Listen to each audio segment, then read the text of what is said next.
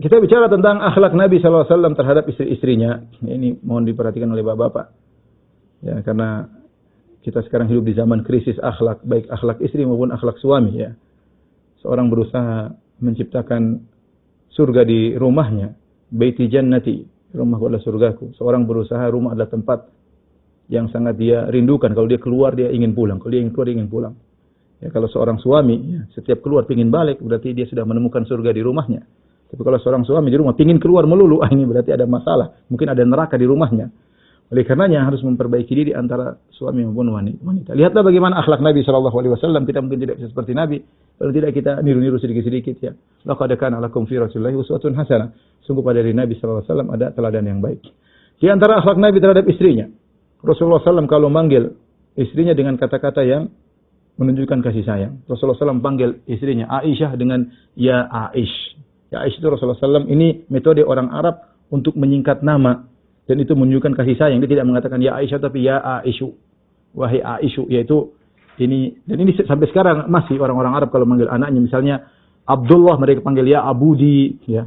Kalau Abdurrahman mereka panggil ya Dahmun. Ya. Jadi mereka Abdul Aziz mereka panggil ya Azuzi. Yaitu panggilan-panggilan singkat.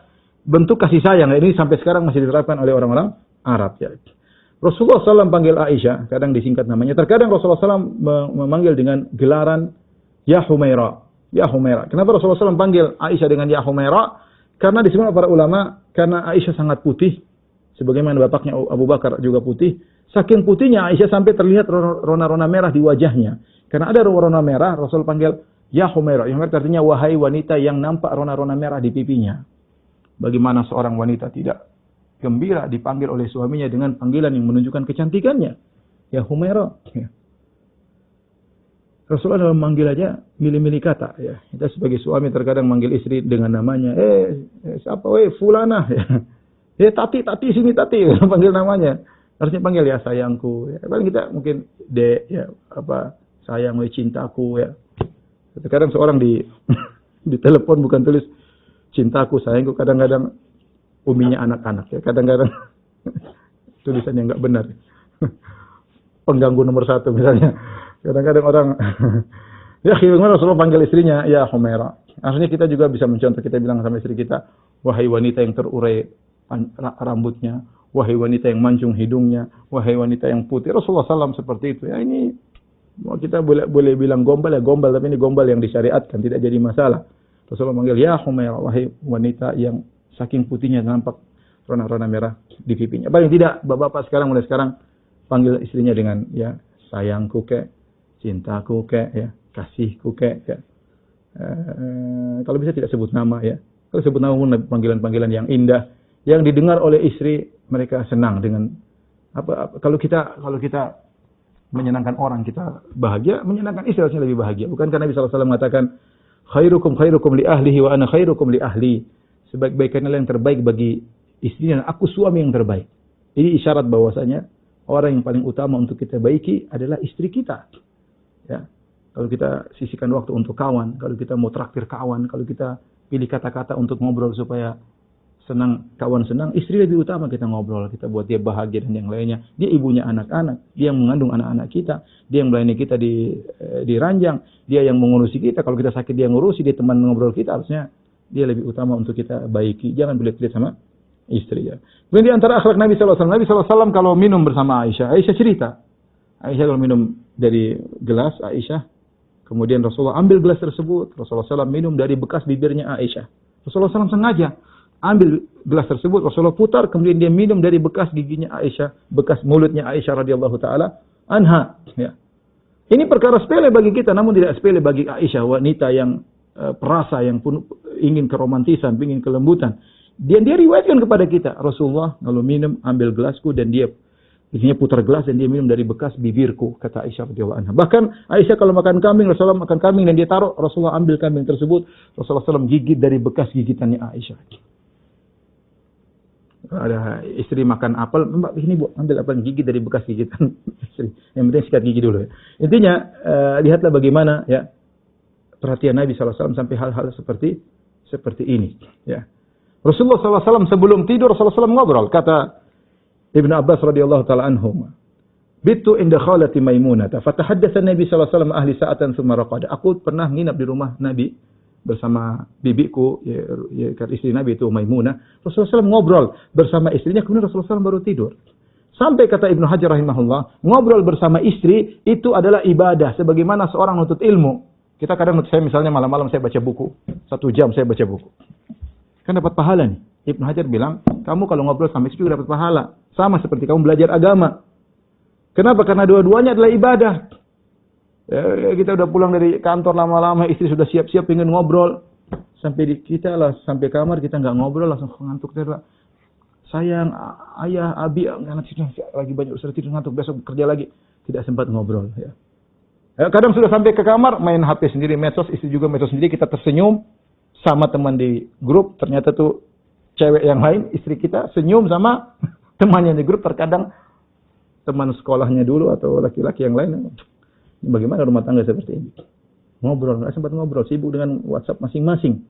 Ya, bagaimana mau dapat rumah baiti jannati sementara masing-masing jannahnya, surganya di WhatsApp-nya, bukan di rumahnya. Rasulullah SAW ngobrol. Di antaranya kesempatkan diri kita untuk mendengar curhat istri, ngobrol. Ya, ngobrol yang nyambung lah, ngobrol tentang apa, kayak tidak mesti harus ngobrol tentang pelajaran sekolah di Trisakti. Enggak, kita bicara tentang yang lain yang menyenangkan kita dengan istri kita. Ini akhlak Nabi SAW. Di antara akhlak Nabi SAW, Nabi mandi bareng bersama istrinya. Kata Aisyah radhiyallahu ta'ala anha, kuntu aktasilu ana wan Nabi sallallahu alaihi wasallam min ina'in wahidin kilana junubun fayubadiruni hatta aqul lahu da'li. Aku mandi bersama Nabi sallallahu alaihi wasallam dalam satu tempayan, kami berdua dalam kondisi junub, maka Nabi mencandaiku ketika sedang mandi. Nabi kemudian mengambil air sampai melombaiku sampai aku berkata, "Ya Rasulullah, sisakan air buatku, sisakan air buatku." Lihatlah Nabi sallallahu alaihi wasallam mandi bareng bersama istrinya. Ketika mandi pun Nabi tidak diam-diam, tapi Nabi bercanda, ya. Sampai Aisyah balik, Aisyah yang merombai air, kata Rasulullah SAW, da'ili, silakan air buat. Dia bercanda ketika mandi. Rasulullah SAW dengan Aisyah, Rasulullah mandi dengan Ummu Salamah. Lihatlah bagaimana akhlak Nabi Sallallahu Alaihi Wasallam, ya, terhadap istri-istrinya. Lihatlah bagaimana akhlak Nabi terhadap Sofiyah radhiyallahu taala anha. Ya. Ketika Sofiyah radhiyallahu anha ingin naik onta, Sofiyah orangnya tidak tinggi, ya. Maka dia untuk naik langsung ke onta berat, maka Rasulullah SAW tegakkan lututnya, kemudian Sofiyah naik di atas pahanya sebagai pijakan. Bayangkan Rasulullah, manusia terbaik di alam semesta, kakinya dijadikan pijakan untuk istrinya untuk naik di atas onta. Kita mungkin tidak seperti itu, ya. Ya paling tidak kalau istri kita mau ambil sesuatu di atas lemari, kita bilang, ayo sayang, silakan naik di pahaku. Yang penting jangan lama-lama, kamu berat misalnya. Tetapi paling tidak kita bukakan pintu buat istri. Kalau kita naik mobil, silakan sayang, kita tutupkan. Istri merasa terhormat, apalagi depan teman-temannya, lihat suaminya memuliakan dia. Dia bangga kan? Dia bangga punya suami seperti itu. Ini bukan malah sebaliknya. Sayang, itu angkat gas, masukkan ke dalam mobil, angkat, bantu istri. Ya. Kita jauh dari sunnah Rasulullah Sallallahu Alaihi Wasallam. Lihatlah Rasulullah SAW ketika sedang iktikaf. Datang Sofiyah radhiyallahu anha, kemudian ngobrol bersama Nabi. Rasulullah SAW sedang iktikaf, berhenti iktikafnya ngobrol dulu sama Sofiyah. Ngobrol. Istrinya mungkin ada sesuatu, dia ngobrol. Dia tidak bilang, saya lagi iktikaf, kemana datang-datang. Enggak, dia datang ngobrol.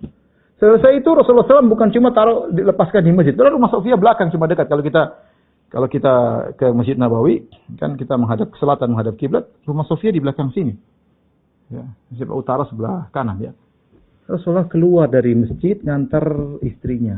Kemudian balik lagi. Padahal sedang iktikaf. Ya. Rasulullah SAW sedang iktikaf, Rasulullah SAW keluarkan kepalanya, kemudian disisir oleh Aisyah radhiyallahu anha. Romantis. Aisyah. Makanya ibu-ibu juga, suaminya rambutnya disisir, ya. Jangan terus sisir sendiri, sisir. Bagaimana Aisyah menyisir apa? Ini kita bicara tentang Nabi kepada ibu-ibu, ya, kepada istri-istrinya. Tentunya kita bicara akhlak Nabi. Kalau suatu saat kita bicara akhlak wanita terhadap suami, tentu pembahasannya lain. Tapi intinya demikian akhlak Nabi Sallallahu Alaihi Wasallam. Ya. Rasulullah Sallallahu Alaihi Wasallam pernah berjalan bersama Aisyah radhiyallahu anha bersama para sahabat. Tiba-tiba Rasulullah SAW berkata, "Taqaddamu, kalian jalan di luar." Para sahabat jalan. Setelah jalan jauh, Rasulullah SAW mengatakan, "Ta'ali, usabiquki." Ya Aisyah, ayo kita lomba lari. Rasulullah lari sama Aisyah, lomba lari. Kemudian Rasulullah udah tua. Aisyah masih gadis remaja, kemudian lari cepat. Subhanallah, berjalan dengan waktu. Aisyah sudah lupa ini. Tiba-tiba suatu hari setelah Aisyah agak gemuk, entah berapa tahun kemudian, Rasulullah tidak ingat. Rasulullah SAW tetap ingat kenangan romantis tersebut. Lomba lari bersama Aisyah. Setelah bertahun